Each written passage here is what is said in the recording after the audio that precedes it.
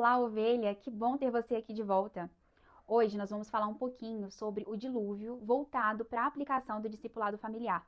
Se você ainda não viu o vídeo de Gênesis 7 e 8, o dilúvio e a fidelidade de Deus, eu recomendo que você volte, veja esse vídeo e depois retorne aqui para a gente falar sobre este assunto. Nos vídeos anteriores, nós estudamos Gênesis 6, 7 e 8 e aprendemos que o relato do dilúvio vai muito além de uma narrativa sobre uma grande chuva ou sobre uma arca cheia de animais. Aquele texto revela quem Deus é e como nós devemos responder a ele. Lá nós aprendemos que Deus é santo e que não ignora o pecado. Nós aprendemos que ele é justo em seus juízos, mas também é fiel nas suas promessas. Nós vimos que Noé não foi preservado porque era perfeito, mas porque realmente encontrou graça diante de Deus. E foi justamente essa graça que produziu uma vida de fé e de obediência. A vida de Noé tornou-se uma resposta ao que Deus havia feito.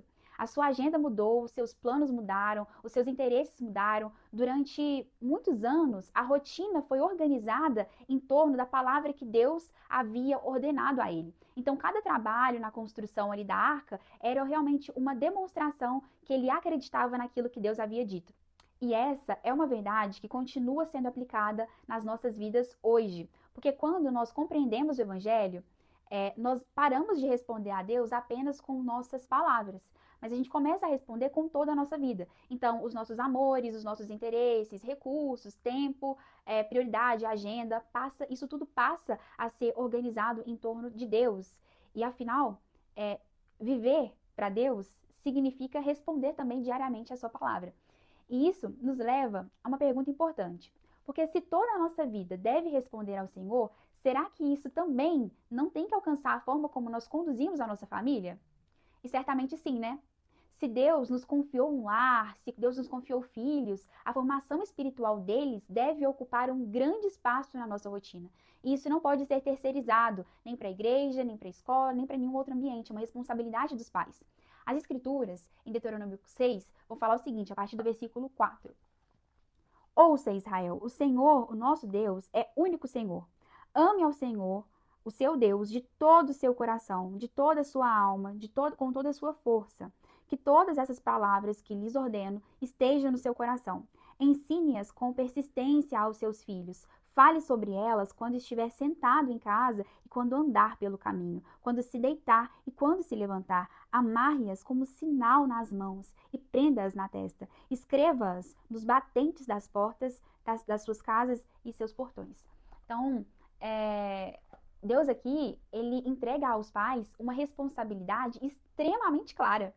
Antes de falar sobre ensinar os filhos, se você for olhar a ordem aqui desse texto, Deus chama os pais para amarem o Senhor de todo o seu coração, com toda a sua alma, com toda a sua força. Existe essa ordem, ela não é só simbólica, ela é significativa nesse texto, porque primeiro o evangelho governa o coração dos pais e depois transborda para os filhos. Afinal de contas também, ninguém consegue ensinar com profundidade aquilo que realmente não ama. A gente não consegue transmitir com convicção aquilo que nós mesmos não acreditamos ou que nós não vivemos. Então, por isso, discipular os filhos não começa quando abrimos a Bíblia para contar uma história antes de dormir. O discipulado ele vai começar quando o evangelho passa a moldar a vida dos próprios pais. A criança, elas aprendem quando elas observam as nossas escolhas, a maneira como nós lidamos com o pecado, como nós nos arrependemos, como nós tratamos as outras pessoas, como nós as servimos. O ensino mais poderoso, ele realmente vai acontecer quando nós falamos realmente da maneira como nós vivemos, quando uma coisa se conecta com a outra. E é por isso que Deus usa uma palavra tão forte em Deuteronômio, inculcar. O que significa inculcar? Inculcar não significa ensinar de vez em quando. Inculcar significa repetir continuamente, até que aquela verdade seja profundamente cravada no coração. Então, o próprio texto, ele explica como isso acontece. Sentado em casa, andando pelo caminho, ao deitar, ao levantar. Em outras palavras, o evangelho, ele deve atravessar toda a nossa rotina familiar. Perceba, não só familiar, mas a nossa rotina como um todo. E perceba como essa realidade também conversa diretamente com a vida de Noé. Porque a sua fé, ela não permaneceu só dentro ali do coração dele. Muito pelo contrário. Ela organizou toda a rotina dele por décadas. Cada martelada naquela arca dizia para a família que nós acreditamos no Deus que falou. E dessa mesma forma, cada momento de discipulado também dentro da nossa casa vai comunicar às crianças e quem estiver em volta que nós realmente acreditamos no Deus da Bíblia. Por isso, uma das perguntas mais importantes que eu posso te fazer hoje é a seguinte: você tem planejado intencionalmente o discipulado dos seus filhos? Porque algumas famílias vão planejar a escola que os filhos vão estudar, as férias, os compromissos, as consultas médicas, os esportes, todas as atividades da vida, de outras áreas da vida. Mas será que também nós planejamos aquilo que nós desejamos que as crianças conheçam sobre Deus ao longo do ano? Então, quais atributos do Senhor nós queremos apresentar para eles? Quais histórias bíblicas queremos estudar juntos? Quais são as doutrinas essenciais para a formação da cosmovisão cristã que nós queremos que eles aprendam? Como iremos mostrar Cristo em cada narrativa das Escrituras? Então, toda essa agenda, ela realmente está voltada para o que nós queremos ensinar do Senhor? Será que nós estamos fazendo isso? Porque o discipulado familiar, ele precisa ser intencional. Nós não podemos esperar que ele vai acontecer apenas em momentos espontâneos, quando uma criança faz uma pergunta e você tem ali a oportunidade de falar um pouco sobre Deus. Porque o Senhor confiou aos pais o privilégio de conduzir os seus filhos no conhecimento das Escrituras, da verdade. E isso exige de nós planejamento, dedicação, constância. O ambiente da nossa casa deve ser governado pelos princípios espirituais, pela Bíblia, pela palavra. Isso para quê? Para que o evangelho seja visto não apenas como palavras na nossa rotina, mas como realmente uma cultura da família.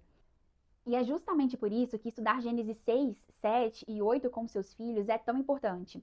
O objetivo não é apenas que eles conheçam a história da arca ou que decorem quantos dias durou o dilúvio. Nós queremos que eles conheçam o caráter de Deus. Queremos que eles entendam que Deus é santo e que o pecado é realmente muito sério e gravoso. Queremos que eles aprendam que Deus sempre cumpre suas promessas. Queremos que eles percebam que a graça de Deus transforma a vida daqueles que pertencem a Ele. Queremos mostrar que a verdadeira fé produz obediência, mesmo quando a gente ainda não consegue enxergar aquilo que Deus prometeu. Queremos ensinar que Deus nunca abandona aqueles que são seus. E que, assim como a arca foi um refúgio diante daquele juízo, Cristo é hoje o único Salvador para todo aquele que nele crê. E a beleza de tudo isso é que essas verdades, elas podem ser ensinadas de forma muito simples dentro da nossa rotina em casa. Então, quando brincamos, quando caminhamos, durante uma refeição, antes de dormir, no momento de leitura bíblica, cada situação do cotidiano pode se tornar uma oportunidade para lembrar as crianças de quem Deus é e como devemos responder com nossa vida a Ele. Agora, eu quero compartilhar, então, algumas ideias práticas de como ensinar as crianças as principais lições ali que nós tiramos em Gênesis 7 e 8, de uma maneira mais lúdica, bíblica, mas também bem significativa para que essas verdades elas permaneçam na memória das crianças e sejam verdadeiramente inculcadas pela graça de Deus e cravadas também em seus corações, né? Então, muitas vezes a gente pensa que ensinar a Bíblia vai exigir uma super aula elaborada ou um grande conhecimento teológico. E eu acho muito genuíno que os pais, de fato, busquem esse tipo de conteúdo, esse tipo de conhecimento. Mas o que Deuteronômio 6 mostrou pra gente é que esse discipulado ele acontece principalmente na rotina. Então, sentado em casa, andando pelo caminho, ao deitar, ao levantar. Ou seja, Deus nos convida a transformar os momentos comuns em oportunidades para falar de quem Ele é. Então, por exemplo, quando nós ensinamos que Deus é santo e julga o pecado, nós podemos pegar um copo de água limpa, assim, e dizer que, assim como Deus criou o mundo, Ele criou perfeito, belo, bom. Em seguida, nós podemos colocar aqui algumas gotinhas assim de tinta. Então, assim como eu tô fazendo. Colocamos aqui algumas gotinhas de alguma tinta que você tem em casa, corante, né, um pouco mais escuro. E observamos a água mudar completamente. Então, se era uma água limpinha, agora já está uma água mais avermelhada, suja. O que aconteceu com essa água aqui? Então, aqui agora a gente tem a oportunidade de explicar que assim como essa água era estava completamente limpinha, ela foi completamente alterada. E que o pecado também corrompe toda a criação. Então, você vai misturar, vai mexer ela aqui, a água vai ficar completamente diferente do estado inicial. Então, você vai poder explicar, né, que assim como aquela água estava limpinha e foi alterada, o pecado também corrompeu toda a criação. O objetivo não é assustar a sua criança, mas é ajudar ela a compreender que Deus é santo e que o pecado realmente é muito sério. E é justamente por isso que nós precisamos tanto de um Salvador. Uma outra verdade maravilhosa que aprendemos pelo estudo de Gênesis 7 e 8, é que Noé encontrou graça diante de Deus. E foi essa graça que produziu uma vida de fé e de obediência. E para ensinar isso, às crianças, não é necessário um material muito elaborado. Você pode separar 3 plaquinhas, 3 balões, e aí você pode colocar, né? Encher cada um desses balões, colocar a palavra graça, obediência, fé. E aí, se você preferir, você pode ir fazendo perguntas. E enquanto conta a história, você faz pequenas pausas e propõe perguntas para eles, para que identifiquem qual dessas verdades está sendo realmente apresentada. Então, por exemplo, quando lê Noé achou graça diante do Senhor, pergunte o que aconteceu primeiro, graça, fé ou obediência. E aí ele levanta um balão, uma plaquinha, algo escrito, né? Mais um exemplo. Ao contar que Deus ordenou a construção da arca e que Noé acreditou em suas palavras, pergunta novamente: o que Deus demonstrou aqui? Aí você pede para que ela levante a plaquinha da fé. Depois, quando a narrativa mostra que Noé estava construindo a arca e fazendo tudo conforme Deus havia ordenado, você pode perguntar: o que vemos agora? Então a resposta deve ser obediência. Então você pode ir dialogando com esses 3 balões, esses 3 plaquinhas, mostrando ali a relação de fé, obediência e graça. Nós também aprendemos que Noé confiou na palavra de Deus antes mesmo de ver a chuva. E essa é uma ótima oportunidade para você deixar o estudo ainda mais divertido. Então, faça uma brincadeira. Vende os olhos das crianças e vai guiando ela com a sua voz. E combine um lugar determinado que vai ser o final dessa brincadeira. Quando vocês terminarem, você for guiando ela, né? Tente explorar mais o ambiente. Quando ela chegar naquele local determinado que foi o que vocês combinaram para finalizar a brincadeira, você pode ir perguntando: o que te guiou até aqui? Provavelmente ela vai dizer, né, que foi sua voz que a guiou. E isso a gente pode conectar diretamente com aquilo que a gente aprendeu também na palavra de Deus. Então você pode explicar que foi exatamente isso que Noé fez. Ele nunca havia visto um dilúvio, mas escolheu confiar naquilo que Deus havia dito. Então, assim também somos nós, chamados a confiar na palavra de Deus, mesmo quando ainda não conseguimos enxergar tudo o que Deus está fazendo. E por fim, nós podemos ensinar que Deus salva e preserva o seu povo. Então, aqui de uma forma bem lúdica, pegue uma caixa de papelão, fale que ela é a arca, né? Recorte se for necessário, e coloque ali alguns bonequinhos, bichinhos de pelúcia, e dentro dessa arca. E depois você pode perguntar para sua criança, né? Onde eles estão seguros. Certamente ela vai responder que eles estão seguros dentro da arca. Você pode colocar, inclusive, água por fora, algo mais lúdico mesmo, assim, mais visual. E aí você pode fazer perguntas. Quem fechou a porta da arca? Essa vai ser uma oportunidade preciosa para mostrar que a segurança de Noé não estava na madeira da arca, mas no próprio Deus, que cuidou deles do começo até o fim. Depois, faça a conexão mais importante de toda a história. Assim como havia apenas uma arca para escapar do juízo, hoje Deus oferece um único Salvador. Cristo é o nosso verdadeiro refúgio. Perceba que em nenhuma dessas atividades a dinâmica é tão complicada. Elas podem acontecer em poucos minutos, utilizando objetos que a gente já encontra dentro da nossa casa, no nosso dia a dia. Isso porque o objetivo não é entreter sua criança, mas aproveitar essas situações simples para revelar grandes verdades sobre Deus. Dito isso, vamos orar? Pai, nós queremos te agradecer pela tua palavra que revela quem o Senhor é. Nós queremos te agradecer porque a sua graça nos alcançou por meio de Cristo.